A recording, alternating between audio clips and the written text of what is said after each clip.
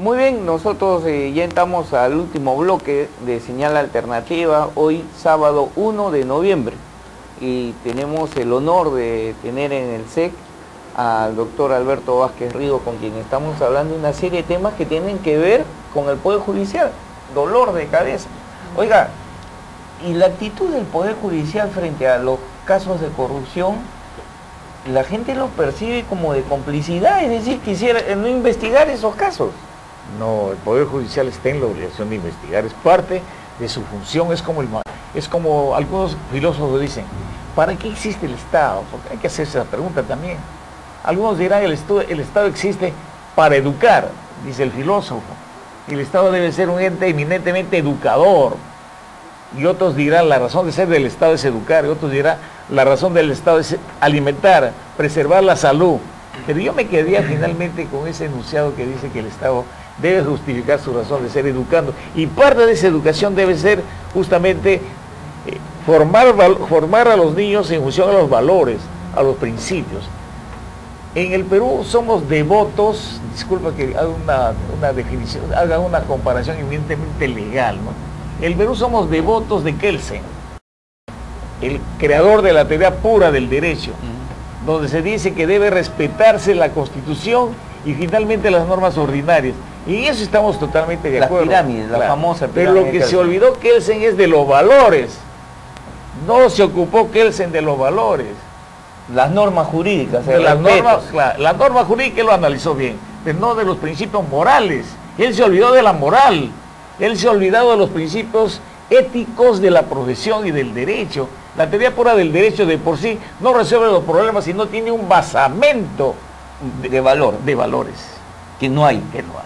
Y no está. No está. Entonces al abogado hay que formarlo, obviamente en función a la teoría de Kelsen, pero completarlo con la concepción de los valores para que aprendamos a querer una cultura de paz anticorruptora, ¿no? Y fundamentalmente pues orientada a preservar el pluralismo, la ideología plural para fortalecer la democracia en el país. Ahora, los fallos judiciales, definitivamente por ser personas, los magistrados tienden a provocar polémica los fallos judiciales. Sí. Este caso que hace poco involucraba a una periodista, Magali Medina. Sí. ¿Cuál es su análisis? ¿Estuvo bien procesada, bien sancionada? Yo pienso que en el caso de Magali se ha cumplido la pureza del proceso.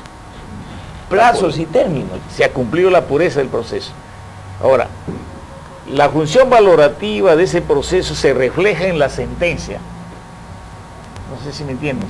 Sí, entonces, en función a ese aspecto valorativo, fruto de la sentencia, ahí está el análisis, ¿no? Si está ajustado a derecho, si es justo, si es correcto. Entonces, ahí se ha dividido la opinión pública. Pero no al Poder Judicial, porque el Poder Judicial salió a respaldar a los magistrados. Sí. Pero ahí la opinión pública se divide. Usted sabe que esta sentencia en Magali ha tenido impacto en la opinión pública, no hay que negarlo. Bueno, entonces, es la televisión. Claro, entonces una parte se divide a favor y otros en contra, pero indudablemente tenemos que apoyar la tesis de que es una sentencia ajustada a derecho, ¿no? Ajustada a derecho, porque obviamente... Muy pocas veces el Poder Judicial ha salido a respaldar a sus magistrados. Ajustada a derecho porque se han cumplido los términos procesales, se ha hecho un análisis de la conducta de ella, y que aun cuando algunos sectores posiblemente hayan cuestionado esa resolución, pero yo sí creo que está arreglada a derecho y tenemos que respaldarla, porque independientemente de que Magali Medina sea una periodista destacada, importante en el medio y que tenga en algunos sectores aceptación, pero no podemos desconocer en este caso la bondad de la sentencia penal. Aunque se moleste bondad, claro, aunque se moleste a Nagasaki, que yo lo conozco y él dice que yo soy su profesor, entonces si me está escuchando es la opinión de su maestro. Oiga, ¿y qué va a pasar con los casos más sonados que en estos momentos está ocupando la atención de la opinión pública? Los petroaudios. Dígame, esos audios obtenidos de la forma como se han obtenido, ¿son válidos para la justicia? Bueno, en principio, este tema tiene relación con la interceptación telefónica. Que está prohibida. Está prohibido. Y además, el secreto a la voz y a la conversación es parte de los derechos humanos.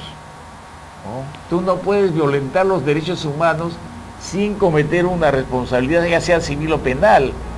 ¿Cómo va a ser posible que te intercepten? ¿Y con qué motivo? ¿Cuál es la razón?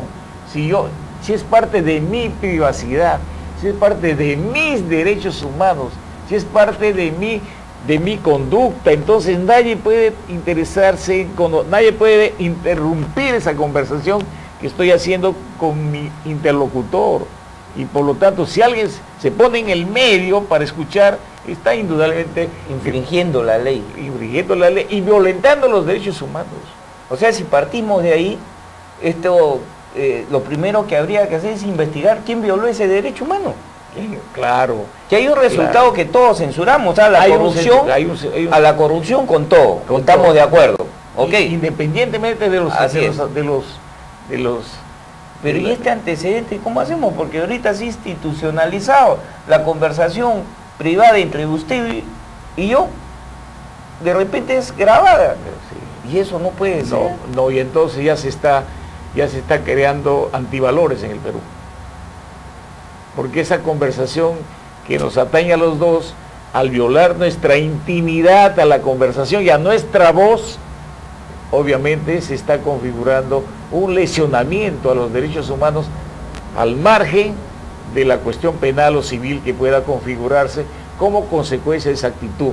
Pero el pueblo debe saber que en estos casos se viola un derecho fundamental de la persona, que es su intimidad, a su voz.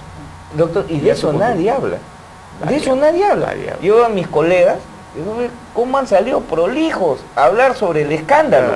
Y nadie se ha detenido a hablar. Oye, han interceptado una comunicación.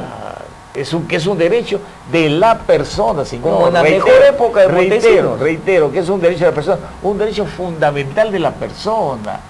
Son los derechos humanos, son los derechos de la persona que están consagrados en nuestra Constitución, en nuestro Código Civil y a nivel internacional, en todas las legislaciones. Hay garantías. Claro, para él hay garantías. Claro. Doctor, entonces aquí lo que está claro es que hay un delito probado, que ha habido la intersección telefónica. Y que hay que sancionar a quien lo ha hecho. De ahí se haya generado pues imputaciones, que se hayan imputado, que también deben ser sancionados, deben ser investigados. Así es, pero que no nos deje de sancionar aquel que porque interceptó. Si no se va a institucional en el país, la interceptación telefónica va a ser común. Terrible esta situación. Doctor Alberto Vázquez Ríos, sí. Yo quiero agradecerle, de verdad que hoy hemos aprendido bastante con usted. Muchas gracias. A usted las gracias. Y me siento complacido de compartir esta mañana con usted, de haber debatido problemas importantes. Muchas gracias, para mí es muchísimas gracias. Muy bien, el doctor Alberto Vázquez Ríos, un extraordinario abogado, es decano de la Facultad de Derecho de la Universidad Nacional Federico Villarreal, profesor universitario de principales universidades del país, es alcalde de Abancay. Hoy día nos ha honrado con su visita. Nos estamos despidiendo hasta la próxima semana. Permiso. Buenos días.